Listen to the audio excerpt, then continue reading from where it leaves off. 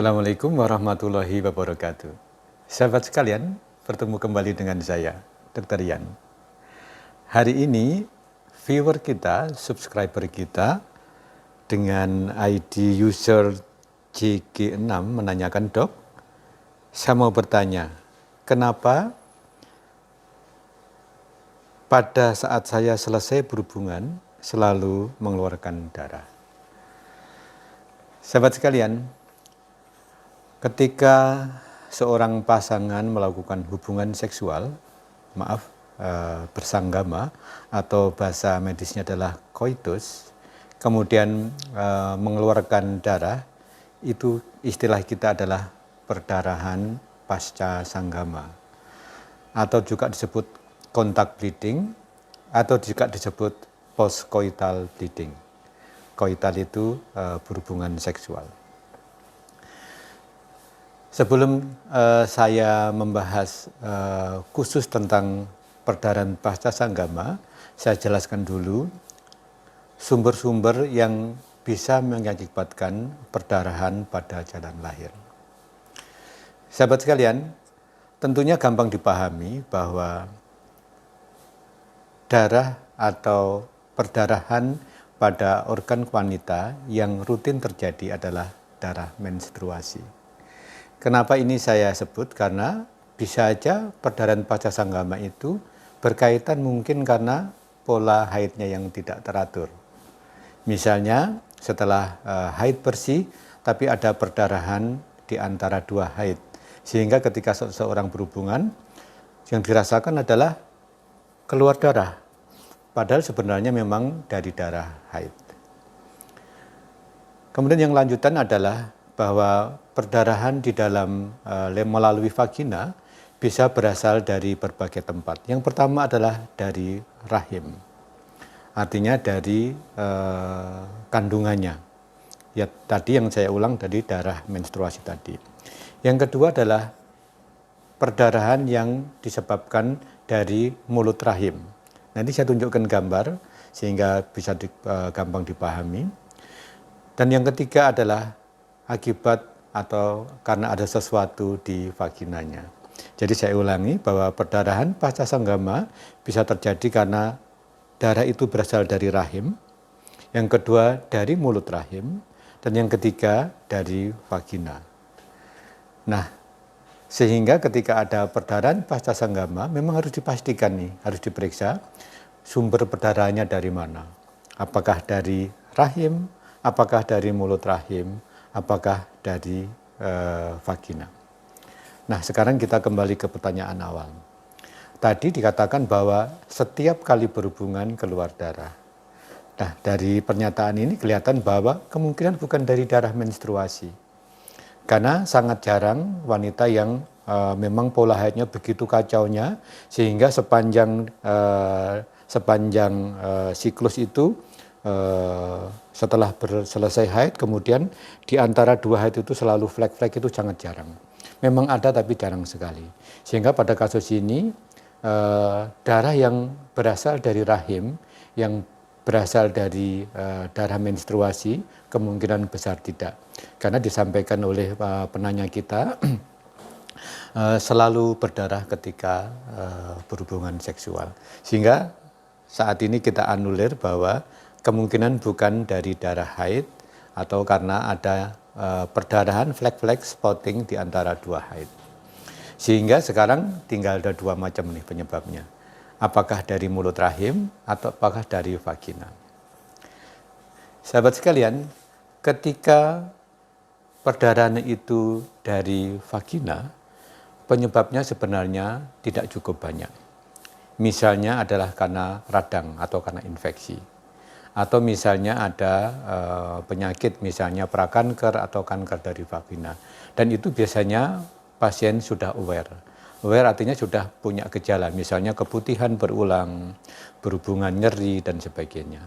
Sehingga tahap kedua, kemungkinan besar dari vagina itu juga kecil. Sehingga tinggal satu nih yang perlu diwaspadai, yaitu apa? Perdarahan yang berasal dari mulut rahim. Sahabat sekalian, kenapa kita harus rinci satu persatu ini? Karena biar kita tepat memahami dan tepat menentukan diagnosanya sehingga tepat tata laksananya. Sehingga saya ulangi bahwa pada kasus ini kemungkinan proporsi terbesar adalah perdarahan yang diakibatkan dari mulut rahim. Nah, ini ternyata memang harus waspada. Kenapa demikian? Karena memang kasusnya paling banyak. Sekarang kita bahas satu persatu hal-hal apa, penyakit apa yang bisa menyebabkan perdarahan pasca sanggama atau postcoital bleeding yang asalnya dari masalah di mulut rahimnya. Yang pertama adalah adanya sesuatu yang tumbuh di mulut rahim. Kita jelaskan yang awal dulu, misalnya adalah adanya polip.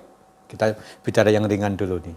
Polip atau daging tumbuh di mulut rahim, pada keadaan tertentu itu juga bisa perdarahan pasca sanggama. Yang kedua adalah mioma Geburt. Nanti saya tunjukkan gambarnya. Mioma Geburt adalah adanya mioma uteri, tumor jinak dari rahim, tapi dia menonjol keluar dari mulut rahim. Sehingga hal ini juga bisa menyebabkan perdarahan. Nah, yang lain adalah cervicitis. Apa itu cervicitis? Adalah radang pada mulut rahim. Nanti saya tunjukkan gambarnya lagi biar bisa gampang dipahami. Cervicitis ini bisa cervicitis akut, infeksi yang akut misalnya oleh bakteri, oleh kuman, oleh jamur dan sebagainya. Pada cervicitis yang berat bisa menyebabkan postcoital bleeding. Atau yang kedua adalah cervicitis kronis yang sering disebut erosio portionis atau ada erosi dari mulut rahimnya. Ini pada beberapa kasus juga bisa menyebabkan perdarahan pasca sanggama. Nah, yang terakhir ini yang paling penting, yaitu kemungkinan adanya prakanker atau bahkan kanker dari serviks atau kanker dari mulut rahim. Sahabat sekalian, nanti saya share fotonya berbagai tahapan dari prakanker. Prakanker adalah tahapan sebelum terjadinya kanker serviks. Dan prakanker ini ada 3 tahapan. Prakanker derajat 1, derajat 2, dan derajat 3. Setelah itu baru menjadi kanker serviks. Dan kanker serviks baru disebut stadium 1, 2, 3, dan 4. Nah, dari kondisi prakanker ataupun kanker, yang paling sering menyebabkan perdarahan pasca sanggama, apalagi rutin, adalah kemungkinan sudah kanker dari mulut rahim. Sehingga pada penanya kita, viewer kita tadi, sudah saatnya untuk diperiksa secara seksama, kita tentukan dari mana sumber dari perdarahan tersebut. Sahabat sekalian, kenapa sih bisa terjadi perdarahan pasca sanggama? Karena pada lesi prakanker yang berat atau pada kanker serviks itu jaringannya sudah tidak sehat dan sering sudah rapuh. Sehingga ketika terjadi penetrasi dan saat hubungan seksual, jaringan itu menjadi terbuka atau mungkin terlepas sebagian atau mungkin terbuka pembuluh darahnya sehingga keluar darah. Dan